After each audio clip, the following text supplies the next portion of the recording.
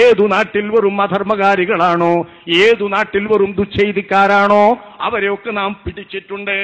ഇത് ഖുർആൻ പറഞ്ഞത് അങ്ങനെയാണ്, അവരെ നാം പിടിച്ചിട്ടുണ്ട്. ഫകുല്ലൻ അഖദ്നാ ബിദംബി ഫകുല്ലൻ അഖദ്നാ ബിദംബി ഫമിൻഹും മൻ അർസൽനാ അലൈഹി ഹാസിബാ വമിൻഹും മൻ അഖദതുഹു الصيحة ومنهم من خسفنا به الأرض ومنهم من أغرقنا وما كان الله ليظلمهم ولكن كانوا أنفسهم يظلمون. സൂറത്തുൽ അൻകബൂത്തിലെ ഖുർആനിന്റെ അമാനുഷികതയ്ക്ക് നിദാനമായി എണ്ണപ്പെടുന്ന ഒരു വലിയ ആയത്താണിത്. വളരെ വിലപ്പെട്ട ആയത്ത്. സാഹിത്യ വിവരണത്തിൽ ഇതിന് സമാനമാകുന്ന ഒരായത്ത്, ഒരു വാക്യം മനുഷ്യ നിർമ്മിതിയായി കാണിക്കാൻ പറ്റില്ല. ഇത്ര വലിയ ചരിത്രം, എത്ര നൂറ്റാണ്ടുകളുടെ ചരിത്രം, എത്ര സഹസ്രാബ്ദങ്ങളുടെ ചരിത്രമാണ് അല്ലാഹു ഈ കൊച്ചു വാക്യത്തിലൂടെ പഠിപ്പിക്കുന്നത്. ഫകുല്ലൻ അഖദ്നാ ബിദംബി. തമ്മാടികളായി, ആനത്തമ്മാടികളായി, വെറും വിവരം കെട്ടവരായി, വിശ്വാസമില്ലാത്തവരായി ഭൂമിയോടുക്ക് ഭാരമായി മാറിയപ്പോൾ അവരെയൊക്കെ അവരുടെ പാപം മൂലം, അവരുടെ ദോഷം മൂലം നാം പിടിച്ചു. അവരെ നാം പിടിച്ചത് അവരുടെ പാപം മൂലമാണ്. ഫമിൻഹും മൻ അർസൽനാ അലൈഹി ഹാസിബാ. പേരെഴുതിയ കല്ലുകൾ ആകാശത്തിന് നിറക്കിയിട്ട് തലയിലൂടെ തുളച്ചു പോയിട്ട് ബുധത്തിലൂടെ മലദ്വാരത്തിലൂടെ പുറത്തു വന്ന തരത്തിൽ കൊന്നവർ ആ കൂട്ടത്തിലുണ്ട്.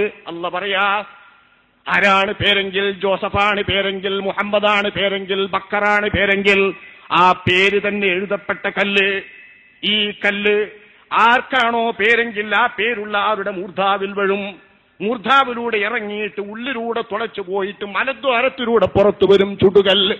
ആ ചുടുകല്ലയച്ചുകൊണ്ട് കൊന്ന ആളുകൾ നമ്മുടെ കൂട്ടത്തിൽ നാം പിടിച്ച് ശിക്ഷിച്ചവരിലുണ്ട്. ലൂത്ത് നബി അലൈഹിസ്സലാമിന്റെ ജനതയെ അള്ളാഹു ശിക്ഷിച്ചത് അങ്ങനെയാണ്.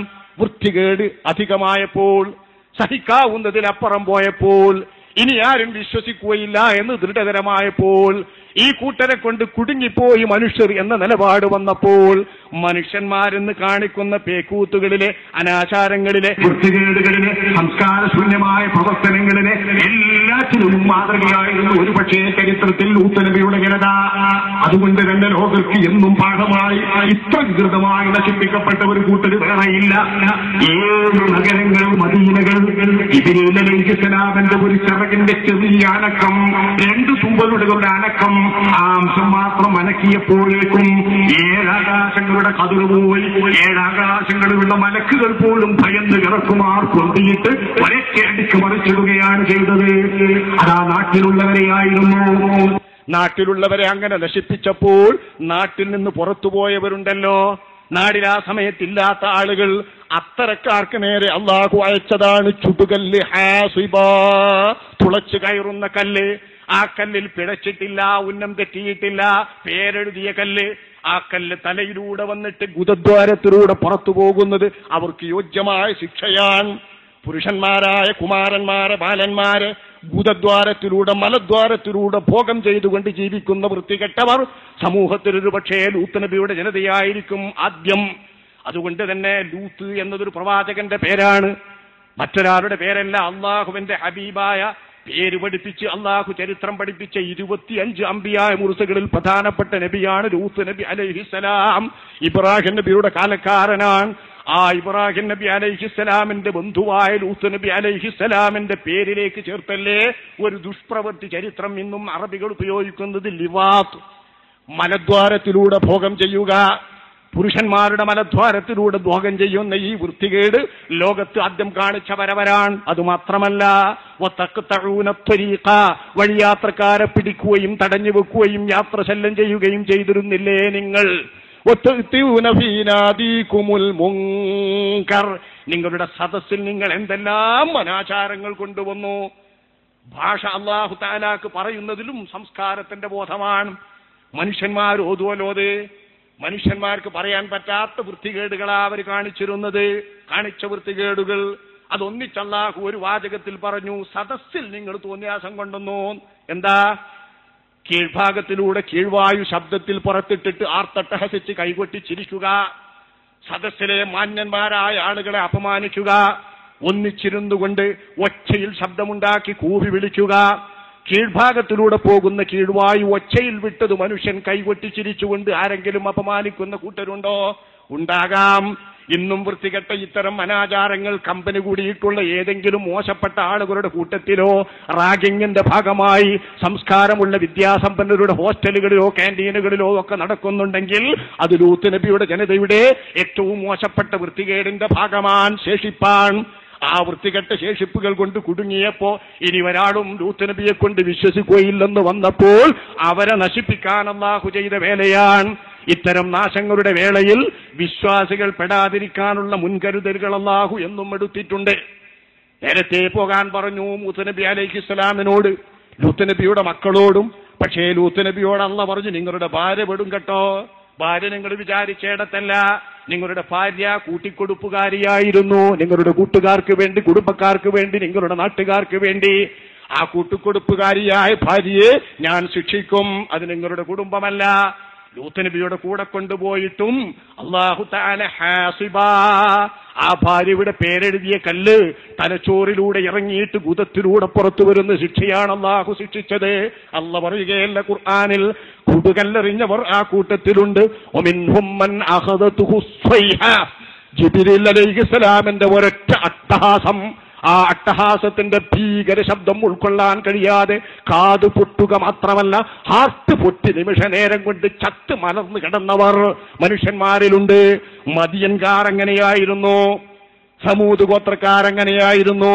രണ്ട് വലിയ സമൂഹത്തെ, സഹസ്രക്കണക്കിന് ആളുകളെ, 10,000-കണക്കിന് ആളുകളെ ജിബ്രീൽ അലൈഹിസ്സലാമിന്റെ അട്ടഹാസം കൊണ്ട് നാം പിടിച്ചിട്ടുണ്ട്. വമിൻഹും മൻ ഖസഫ്നാ ബിഹിൽ അർദ്, നടക്കുമ്പോൾ ഈ ഭൂമിയിലേക്ക് ഒന്നിച്ച് ആഴ്ത്തിയവരും മനുഷ്യരിലുണ്ട്. ഇങ്ങനെയൊന്നും ജിന്നുകളെ പോക്കിയിട്ടില്ല, ഇങ്ങനെയൊന്നും കാലുകളെ നശിപ്പിച്ചിട്ടില്ല ഭൂകമ്പത്തിലല്ലാതെ. ഇത് തെറ്റിന്റെ പേരിൽ, കുറ്റത്തിന്റെ പേരിൽ അല്ലാഹു പിടിക്കുന്ന രൂപം അല്ല വിവരിക്ക. ഭൂമിക്കടിയിലേക്ക് ആഴ്ത്തിയവൻ ഖാറൂൻ മുതലാളി. വമിൻഹും മൻ അഗ്റഖ്നാ, ജലപ്രളയത്തിലോ വലിയ സമുദ്രത്തിലോ മുക്കിയിട്ട് വെള്ളത്തിൽ മുക്കിക്കൊന്നവരും അവരുടെ കൂട്ടത്തിലുണ്ട്. നൂഹ് നബി അലൈഹിസ്സലാമിന്റെ ജനത, അന്ന് എല്ലാ അവിശ്വാസികളും നൂഹ് നബി അലൈഹിസ്സലാമിന്റെ കൂടെ കപ്പലിൽ കയറിയ വിശ്വാസികളല്ലാത്ത മുഴുവൻ പേരെയും നശിപ്പിച്ചു, മുഴുവൻ മൃഗങ്ങളെയും നശിപ്പിച്ചു. പുതിയൊരു പരിവർത്തിത ലോകം വരാൻ അല്ലാഹു കളമൊരുക്കി. ഇതില്ലായിരുന്നെങ്കിൽ നൂഹ് നബി അലൈഹിസ്സലാമിന്റെ പ്രാർത്ഥനയിലുണ്ടായിരുന്നു, ലൻ യലിദൂ ഇല്ലാ ഫാജിറൻ കഫാറാ, കുരുത്തം കെട്ടവരാകും പിൻതലമുറ, കുരുത്തം കെട്ട മക്കളുടെ പിതാക്കളാകും ഇവർ. ഈ പിതാക്കളുടെ തലമുറ ബാക്കിയായാൽ ഇനി ഇവിടെ നല്ലവര് വരൂല, ശുദ്ധിയുള്ള രക്തം കിട്ടൂല, ശുദ്ധിയുള്ള ശുക്ലം കിട്ടൂല, ശുദ്ധിയുള്ള നുതുഫത്തിന് പറന്ന മനുഷ്യനെ കിട്ടൂല. അതുകൊണ്ട് റബ്ബിലാ തർ അലൽ അർളി മിനൽ കാഫിരീന ദയ്യാറ, ഒരാളെയും അവശേഷിപ്പിക്കരുത്. ഇത് മനുഷ്യനെ മാത്രമല്ല മൃഗങ്ങളെയും അതിൽ അല്ലാഹു കൂട്ടി. കപ്പലിൽ കയറ്റിയിട്ടുള്ള ഇണകൾ, കൂട്ടമായ മൃഗങ്ങളും പറവകളുമല്ലാത്ത ബാക്കി മുഴുവൻ നശിപ്പിച്ചു. ഇത് അല്ലാഹു ചെയ്ത നടപടിയാണ്. അല്ലാഹു പറയുന്നു, വമാ കാന അല്ലാഹു ലിയദ്ലിമഹും, ഇവിടെയൊന്നും അല്ലാഹു മനുഷ്യനെ ആക്രമിച്ചിട്ടില്ല, മനുഷ്യനോട് അല്ലാഹു അനീതി കാണിച്ചിട്ടില്ല. കാരണം മനുഷ്യൻ എന്ന നിലയ്ക്ക് നൽകിയതൊക്കെ ഇവർക്കും നൽകിയിരുന്നു. ബുദ്ധി നൽകിയിരുന്നു, ചിന്താശേഷി നൽകിയിരുന്നു, അറിവിന് മാർഗമുണ്ടാക്കിയിരുന്നു, പ്രവാചകന്മാരെ അയച്ചിരുന്നു, പ്രവാചകന്മാരുടെ നിരന്തരമായ ഉദ്ബോധനങ്ങൾ നടന്നിരുന്നു, മുഅ്ജിസത്തുകൾ കൊണ്ട് പേടിപ്പിച്ചിരുന്നു, ശിക്ഷ വരുമെന്ന് താക്കീത് ചെയ്തിരുന്നു.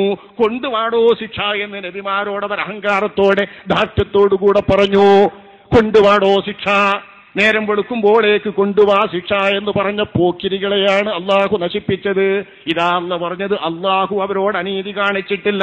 വലാകിൻ കാനൂ അൻഫുസഹും യദ്ലിമൂൻ, നമ്മളോതുന്ന ഖുർആനിൽ സൂറ അൻകബൂത്തിൽ 40-ാമത്തെ ആയത്തിൽ അല്ലാഹു വിവരിക്കുന്നു, അവർ തന്നെയാണ് അവരോടക്രമം കാണിച്ചത്, സ്വന്തത്തോടക്രമം കാണിച്ചു. എന്താണ് ഇവിടുത്തെ അക്രമം?